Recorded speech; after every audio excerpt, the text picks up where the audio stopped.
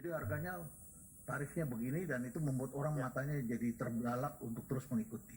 Oke. Tidak semua orang yang suka flexing, orang yang suka pamer itu pasti tidak memiliki kekayaan yang sebenarnya ya Prof ya. Tanpa harus menyebut nama lah, tapi ada yang begitu. Bisa nggak kita tandain ciri-ciri orang yang flexing sebenarnya bertujuan untuk menipu seperti yang Prof jelaskan tadi itu? Kalau dia flexing hanya sekedar dia impresi dan tidak ada produknya, normal saja. Jadi dia tidak sedang berjualan.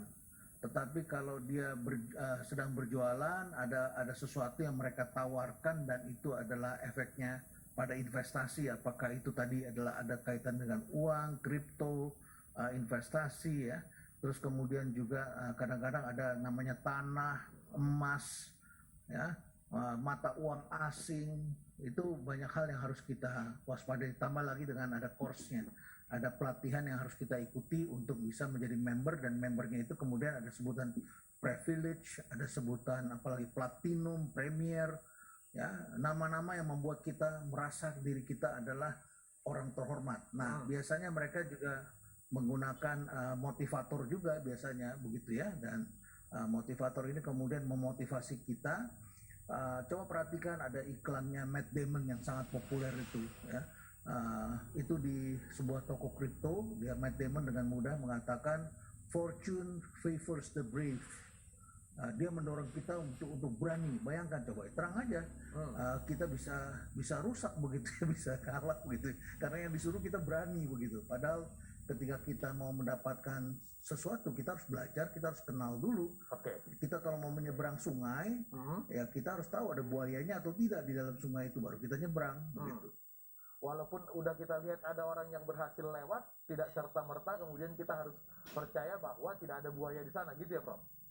Ya, kalau dia berhasil lewat, barangkali dia sudah pelajari dan dia sudah punya keahlian. Jadi siapapun yang tidak mempelajari, yang tergesa-gesa, yang terburu-buru, dia kemungkinan besar akan kalah.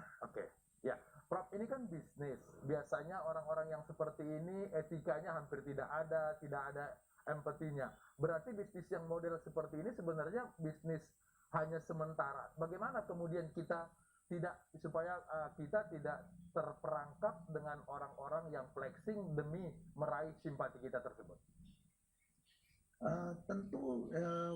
Pertama tentu saja kita harus ingat bahwa dalam setiap apapun itu ada risikonya, dan semakin menarik hal yang ditawarkan, semakin besar iming-imingnya, itu semakin besar risikonya. Jadi supaya kita tidak berisiko, barangkali kita harus lebih berhati-hati, jangan menaruh telur kita di satu keranjang. Dalam dunia baru itu seringkali disarankan kita hanya menaruh 5% dari portfolio kita. Jadi kalau kita punya uang katakan 200 juta, ya taruhlah 10 juta begitu ya.